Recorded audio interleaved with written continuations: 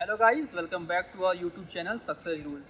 तो दोस्तों, अभी हाल में ही ALP CBT 1 का एग्ज़ाम हो गया है और शायद से आंसर की भी रिलीज़ हो गई है और आप लोगों ने मिला भी लिया होगा कि आपके कितने मार्क्स बन रहे हैं।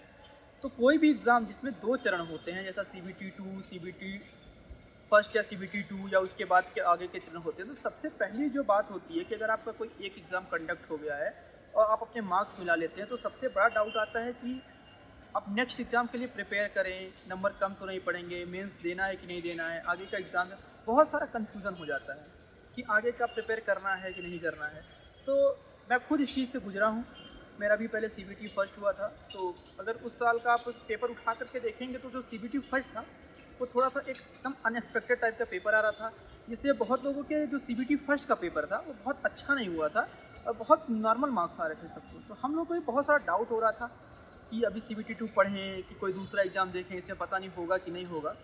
तो आप लोग के मन में भी डेफिनेटली यही सब बातें आ रही होंगी। उसके लिए मैं सबसे बड़ी बात आपको बताना चाहता हूँ कि देखिए, अभी बैक टू बैक कई एग्ज़ाम्स रेलवे के लगे हुए हैं और अगर आप CBT 2 का जो सिलेबस देखेंगे, अगर उसमें टेक्निकल पार्ट को छोड़ दिया जाए तो लगभग आप जैसे GS पढ़ रहे हैं तो आपको वो फिर NTPC में काम आएगा और RPF के एग्ज़ाम में काम आएगा, जिसमें वो आपको काम आएगा। आप मैथ्स पढ़ रहे हैं तो आप मैथ पढ़ सकते हैं, बाकी के एग्ज़ाम में भी आपके काम आ जाएगा। रही बात टेक्निकल की, अगर आपके 60% मार्क्स बन रहे हैं किसी भी एग्ज़ाम के CBT फर्स्ट में रेलवे में, तो खासकर क्योंकि यहाँ पे एक टेक्निकल डिग्री मांगी हुई थी। अब टेक्निकल डिग्री मांगने से सबसे बड़ी बात क्या होती है कि मैक्सिमम भीड़ जो है, जो नॉर्मल जैसे आपने किसी ने 10+2 कर रखा है, किसी ने नॉर्मल ग्रेजुएशन कर रखा है, तो वो इसमें एलिजिबल नहीं होते। तो ऐसे में मेरा मानना है कि अगर CBT फर्स्ट में 60% मार्क्स अगर एक्वायर हो रहे हैं तो मोस्ट प्रोबेबली चांस है कि आपको CBT 2 में अपीयर होने का मौका ज़रूर मिलेगा। तो आप थोड़ा थोड़ा टेक्निकल पढ़ते रहिए। और सबसे बड़ी बात है कि अगर आपको कुछ भी डाउट मन में आ रहा है कि मेरा पेपर थोड़ा ठीक नहीं हुआ है, थोड़ा तो आप जो कॉमन सब्जेक्ट हैं उन पे तो अच्छी पकड़ बना लीजिए कि मान लीजिए कि आपका ALP में नहीं होता है या फिर तो आप NTPC में अच्छा कर लेना।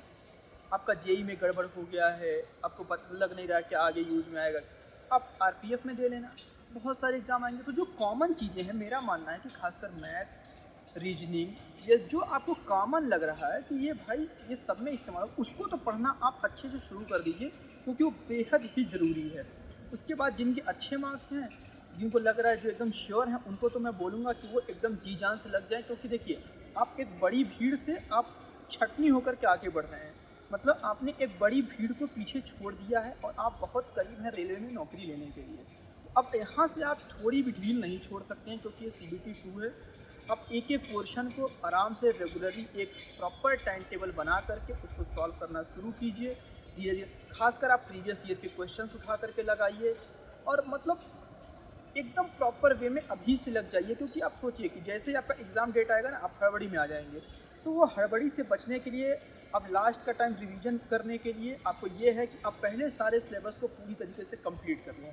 तो मैं बस यही बोलना चाहूँगा कि आप इस भरोसे ना बैठे रहिए कि जब CBT फर्स्ट का रिजल्ट आ जाएगा तब हम लोग देखेंगे क्वालिफाई हैं कि क्वालिफाई नहीं है। तो मेरा ये वीडियो बनाने का मकसद सिर्फ और सिर्फ यही था कि आप लोग मोटिवेटेड रहें और पढ़ाई शुरू कर दें बिना रिजल्ट की चिंता किए हुए, क्योंकि नौकरी तो आपको लेनी ही है ना। ऐसा तो नहीं कि आप जो पढ़ रहे हैं बहुत वेस्ट हो जाने वाला है, कि आपका रिजल्ट आएगा तभी आप इस तरीके का काम करोगे। तो मेरी आप लोगों से एकदम गुजारिश है कि आप लोग प्लीज़ लग जाइए, एकदम मेहनत कीजिए और इस बार इस साल 2025 में, अभी नया साल जस्ट शुरू हुआ है, एक अच्छी नौकरी लीजिए, मेहनत कीजिए और रिजल्ट तो आते जाते रहेंगे। आप अपनी पढ़ाई पे पूरा कंसंट्रेट रहिए और थोड़ा भी डीमोटिवेट मत कीजिए अपने आप को। धन्यवाद।